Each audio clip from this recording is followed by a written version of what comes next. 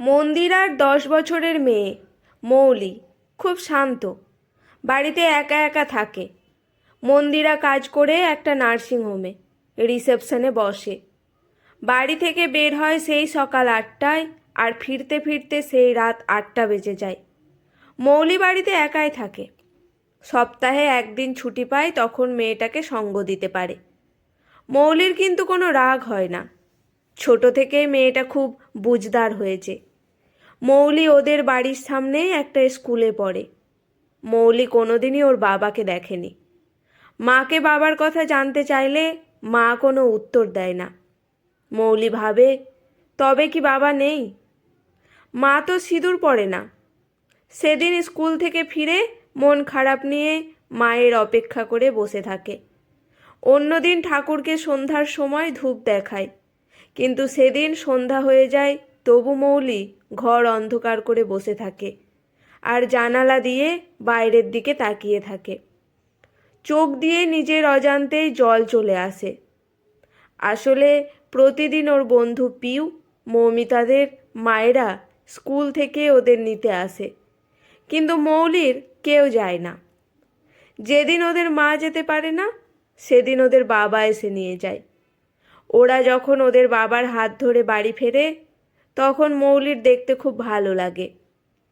ওদের বাবা যখন ওদের মুখের ওপর থেকে চুল সরিয়ে দেয়, ওদের মুখে লেগে থাকা টিফিনে খাওয়া বিস্কুটের গুঁড়ো ঝেড়ে পরিষ্কার করে দেয়, তখনও মৌলির দেখতে খুব ভালো লাগে।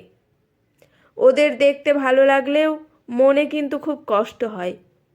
মনে ভাবে, যদি ওর বাবা থাকতো তাহলে নিশ্চয়ই এমনভাবে আদর করত। নিশ্চয় মৌলি ওর বাবার হাত ধরে ওদের মতো বাবার সাথে গল্প করতে করতে বাড়ি ফিরতে পারত। খুব কষ্ট হয় ওর বাবা নেই বলে। মা যে কেন বাবার কথা বলে না কে জানে। মৌলি সেদিন দেখে রূপসা ওর বাবার কাছে আলু কাবলি খাওয়ার বায়না করছে। ওর বাবা ওকে বলছে, এসব বাজে খাবার খেতে নেই মা, পেট খারাপ করবে। তা চেয়ে তুমি বরং একটা চকলেট খাও। চলো, তোমাকে একটা চকলেট কিনে দিই। রূপসা তখন চুপ করে যায়। ওখানে মৌলি ছিল, তাই উনি মৌলিকেও একটা চকলেট কিনে দেন। সেদিন ওনার হাত থেকে চকলেট নেওয়ার লোভ সামলাতে পারেনি মৌলি। উনি মৌলির হাতে চকলেট দিয়ে যখন মৌলির মাথার চুলটা ঘেঁটে দিয়ে জানতে চান, তোমার নাম কি, কোথায় থাকো, তোমার বাবার নাম কি, তখন মৌলি নিজের নাম আর বাড়ির ঠিকানাটা বলে চুপ করে থাকে। উনি আবার জানতে চান ওর বাবার নাম কি। মৌলি বলে, নাম জানি না। ওখানে আর দাঁড়ায়নি মৌলি। বুক ঠেলে কান্না বেরিয়ে আসছে মৌলির। সেদিন বাড়িতে ফিরে মৌলি কিছু খায়নি, ঘর অন্ধকার করে বসেছিল। মন্দিরা বাড়িতে ফিরে ঘর অন্ধকার আর ঘরের দরজা খোলা দেখে ভয় পেয়ে যায়। ঘরের আলো জ্বালিয়ে দেখে মৌলি জানালার কাছে বসে আছে। অন্যদিন মন্দিরা বাড়িতে ঢুকলেই মৌলি দৌড়ে মায়ের কাছে গিয়ে আগে জড়িয়ে ধরে। পরের সারাদিনের সব কথা বলতে থাকে। কথা যেন ফুরাতেই চায় না। মন্দিরা সেদিন মৌলিকে এমন দেখে জানতে চায় কি হয়েছে। মৌলি বলে, মা, আমার বাবা কোথায়, বাবার নাম কি, সবার বাবা আছে, কেন আমার বাবা নেই? কোনো উত্তর দিতে পারেনি মন্দিরা। মন্দিরার মনে পড়ে যায় প্রায় 12 বছর আগের ঘটনা। বছর 22-এর মন্দিরা তখন সবে পড়াশোনা শেষ করে একটা চাকরি করছে। ওর খাওয়া পড়ার অভাব ছিল না। ওর বাবা চাইতেন মা মরা মেয়েটার বিয়ে দিয়ে দিতে, কিন্তু মন্দিরা চাইতো আগে নিজের পায়ে দাঁড়াতে। মেয়ের জেদের কাছে উনি জানতেন, তাই উনি বিয়ের কথা বলা ছেড়ে দেন। মন্দিরার চাকরি করাটা উনি খুব একটা পছন্দ করতেন না। অফিসে যাওয়া আসার পথে মন্দিরার সাথে প্রবালের আলাপ হয়। মন্দিরা দেখতে শুনতে খুবই সুন্দর, তাই কয়েকদিনের মধ্যেই মন্দিরা প্রবালের নজরে পড়ে যায়। প্রবাল নিজেকে জলপাইগুড়ির এক বনেদি বাড়ির শিক্ষিত ছেলে এবং এক উচ্চ পদে কর্মরত বলে পরিচয় দেয়। ওর কথাবার্তা এতই মার্জিত ছিল যে মন্দিরা ওকে বিশ্বাস করে ফেলে। প্রায় দিনই ওর সাথে এখানে ওখানে বেড়াতে যায়, অফিস যাওয়ার নাম করে। এইভাবেই ওদের সম্পর্ক বেশ মজবুত হয়ে ওঠে। ওকে অবিশ্বাস করার কোনো জায়গায় রাখে না প্রবাল। একদিন প্রবাল বলে, শোনো মন্দিরা, আগামীকাল আমি আমার জলপাইগুড়িতে নিজের বাড়ি যাব। আমার মা তোমার সব কথা জানেন, তুমি কি আমার সাথে যাবে? মন্দিরার খুব ইচ্ছা হয় ওর সাথে যাওয়ার, কিন্তু ওর বাবা যে রাজি হবে না সেটা মন্দিরা খুব ভালো করেই জানতো। তাই বাড়িতে কি বলবে সেটা মনে মনে ঠিক করে নেয় মন্দিরা। প্রবালকে কথা দিয়ে দেয় ওর সাথে যাবে বলে। প্রবাল বলে, তুমি কিন্তু ভালো করে সাজগোজ করবে, আমরা তো ওখানকার বনেদি পরিবার, তাই গয়নাগাটি পরবে কিন্তু। পরের দিন মন্দিরা ওর সাথে যাবে বলে যখন ঠিক করে, তখন হঠাৎ করেই বাড়িতে মন্দিরার কাছে ফোন আসে প্রবালের। বলে, মন্দিরা, তোমার কাছে 50,000 টাকা হবে? আসলে আমার কাছে এত টাকা নেই, আমার দাদু খুব অসুস্থ হয়ে পড়েছেন, ওনার একটা অপারেশন হবে, তার জন্য 4 লাখ টাকা লাগবে। আমি বলেছি 1 লাখ দেব। জানোই তো আমি সবে 1 বছর হলো চাকরি করছি, আমার ব্যাংক থেকে 1 লাখ টাকা তুলেছি, আর তুমি যদি 50,000 দাও তাহলে 1.5 লাখ টাকা হবে। আমরা দুজনে মিলে 1.5 লাখ টাকা দিলে বাকি টাকাটা বাবা দিয়ে দেবেন বলেছেন।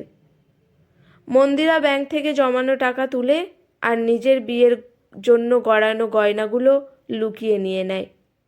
বাড়িতে বলে যায় অফিস থেকে ট্যুরে যেতে হচ্ছে, ওর সাথে অনেক মেয়েই যাচ্ছে। পরের দিন মন্দিরা নিজের জামা কাপড়, গয়না আর টাকা নিয়ে হাওড়া স্টেশনে দেখা করতে যায় প্রবালের সাথে। মাঝপথে প্রবাল ফোন করে বলে, আজ টিকিট পাইনি, কাল যাব। মন্দিরা বলে, তাহলে আমি যে বাড়িতে মিথ্যে বলে এসেছি, বাড়িতে যাব কি করে? প্রবাল তখন ওকে একটা জায়গায় আসতে বলে। মন্দিরা সেখানে যেতেই প্রবাল ওকে নিয়ে একটা গেস্ট হাউসে ওঠে, স্বামী স্ত্রীর পরিচয় দিয়ে। সেদিন রাতে ওরা দুজন খুব কাছাকাছি চলে আসে। প্রবালকে সেদিন মন্দিরা কোনো বাধা দিতে পারেনি। পরের দিন সকালে যখন মন্দিরার ঘুম ভাঙে, তখন দেখে প্রবাল নেই, এমনকি প্রবাল ওর সব গয়না আর টাকা নিয়ে চলে গেছে। সেদিনও মন্দিরা কিছু বুঝতে পারেনি, বরং ভয় পেয়েছিল প্রবালের কোনো ক্ষতি হয়েছে ভেবে। ভেবেছিল প্রবালকে কেউ কিছু করেছে। ভেবেছিল মন্দিরার সব জিনিস চোর চুরি করতে এসে প্রবালের হাতে ধরা পড়েছে, তাই প্রবাল হয়তো থানায় গেছে। অনেক চিন্তা মাথায় আসছে, কি করবে কিছু বুঝতে পারছে না। আসলে সেদিন রাতে প্রবাল ওকে খাবারের সাথে ঘুমের ওষুধ খাইয়ে দিয়েছিল, তাই ঘুম ভাঙতে ভাঙতে বিকেল হয়ে গিয়েছিল। রিসেপশনে যখন প্রবালের কথা জানতে চায়, তখন ওরা কিচ্ছু বলতে পারেনি, এমনকি ওদের দুদিনের গেস্ট হাউসের ভাড়াটাও দিয়ে যায়নি। মন্দিরা পড়ে মহাবিপদে, কান্নাকাটি জুড়ে দেয়, কারণ ওর কাছে একটা টাকাও নেই। সেদিন মন্দিরার বাবা এসে ওখান থেকে মন্দিরাকে উদ্ধার করে নিয়ে যায়। ধীরে ধীরে মন্দিরা বুঝতে পারে যে ও কত বড় ভুল করেছে। নিজের শরীরের মধ্যে তখন আর একটা অস্তিত্ব লক্ষ্য করে, কিন্তু বাবাকে সেটা বলতে পারেনি, কাউকে এই কথাটা বলতে পারেনি। এরপর ওর শরীরের পরিবর্তন দেখে ওর বাবা যখন বুঝতে পারেন, তখন আর কিছু করার ছিল না। এরপর মৌলির জন্ম হয়। মন্দিরা ওই বাড়িতে আর থাকতে পারেনি। মৌলির জন্মের আগে মন্দিরা আর ওর বাবা ওখান থেকে অনেক দূরে চলে যায়, যেখানে কেউ ওদের চিনতে পারবে না। মৌলিকে বাবার কাছে রেখে মন্দিরা কাজের সন্ধান করে, পেয়ে যায় একটা কাজ। চলছিল বেশ ভালোই। ওখানকার সবাই জানতো মন্দিরা ডিভোর্সি। মৌলির যখন 8 বছর বয়স, তখন মন্দিরার বাবা মারা যান। তখন থেকেই মা আর মেয়ে একা থাকে। প্রবালের খোঁজ আর পাওয়া যায়নি। ও যে এমনভাবে মন্দিরাকে ধোঁকা দেবে সেটা গুণাক্ষরেও বুঝতে পারেনি। প্রবালের নামটা পর্যন্ত করতে ঘেন্না করে মন্দিরার, তাই মৌলিকে কোনোদিনই বাবার নাম বলেনি। স্কুলে ওর নামই দেওয়া আছে অভিভাবক বলে। কেটে যায় আর একটা বছর। সেদিন মন্দিরা রিসেপশনে কাজ করছে। হঠাৎ একজনকে দেখে খুব চেনা চেনা লাগে। ভালো করে তাকিয়ে দেখে, এই যে প্রবাল, কি চেহারা হয়েছে! মাথায় চুল নেই, চোখ কোঠরে ঢুকে গেছে, দেখলে চিনতে পারা যাচ্ছে না। প্রবাল এই নার্সিংহোমে ভর্তি হতে এসেছে। ক্যান্সার হয়েছে, লাস্ট স্টেজ। মন্দিরার ওর জন্য করুণা হচ্ছে, ঘেন্না হচ্ছে ওর দিকে তাকাতে। চিনেও না চিনতে পারার ভান করে ওর কাজ শেষ করে প্রবালকে ভর্তি করে নেয়। এরপর একদিনও ওর কাছে যায়নি। সেদিন যখন ডাক্তার আর নার্স ছোটাছুটি করছে 420 নম্বর বেডের রুগীর জন্য, তখন মন্দিরা মনে করতে পারেনি ওটা প্রবালের বেড নাম্বার। পরে যখন মনে পড়ে ওটা প্রবালের বেড নাম্বার, তখন একবার গিয়ে উঁকি মেরে দেখে প্রবালের মারাত্মক শ্বাসকষ্ট হচ্ছে। ডাক্তার যথেষ্ট চেষ্টা করছেন, কিন্তু পারলেন না। মন্দিরার চোখের সামনে প্রবাল মারা গেল। মন্দিরার চোখ দিয়ে এক ফোঁটা জলও বের হলো না। একটুও কষ্ট পাচ্ছে না মন্দিরা। মনে মনে বেশ শান্তিই পেল মন্দিরা। মনে মনে ভাবল, এমন একজন ঠগকে বাবার পরিচয়ে পরিচিত করতে হয়নি, এটাই যা রক্ষে। প্রবাল বেঁচে থাকলে মন্দিরা হয়তো মায়া দেখিয়ে ওর সন্তানের সাথে ওর পরিচয় করে দিত। এখন খুব শান্তি লাগছে মন্দিরার। বাড়িতে গিয়ে মেয়েকে তো বলতে পারবে ওর বাবা নেই, মারা গেছে।